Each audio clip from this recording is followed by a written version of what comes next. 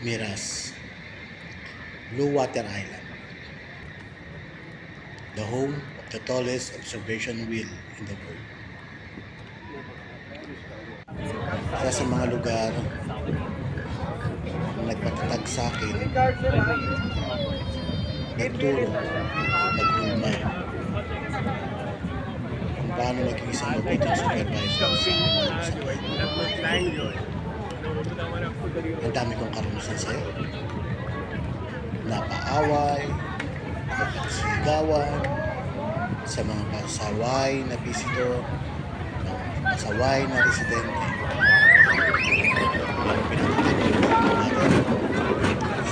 Like this. This is normal. So the angle you got. Ang sarap palitan. Also with the backboard, you probably. Mga panahon.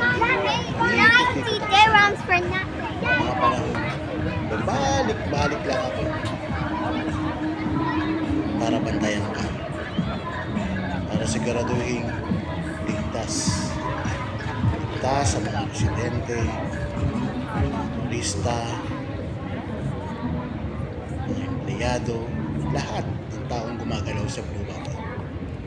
Siguraduhin ang aking mga tao, ang aking mga security, ay ginagawa nila ng maayos sa kanilang trabaho.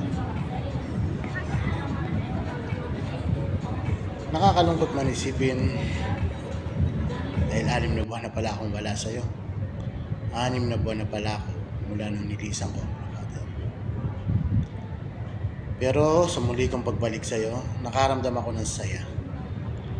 Iba pala yung pakiramdam na pupunta ka dyan o pupuntahan kita nang walang alalahanin na baka may matang nakamasid o may CCTV sinusundan ka, na baka nandyan ang amo mo, na maya-maya ng konti, hala ka, papatawag ka sa opisina. Ang sarap sa pakiramdam na mamamasyal ka ng malaya. Magbibideo, kakain, tatawa, tatakbo, makikipagbiruan sa mga taong dati mong kakilala, makikipagkamay, tatanggapin ka ng mga dati mong tao, mga dati mong kasamahan ng masaya, na naramdaman mo na may naibigay ka sa kanilang aral. Turuan mo sila kung paano rumispeto, turuan mo sila kung paano maging tao sa bawat isa. Kasi sabi nga nila, madaling maging tao, pero mahirap magpakatao. Pero alam ko sa sarili ko,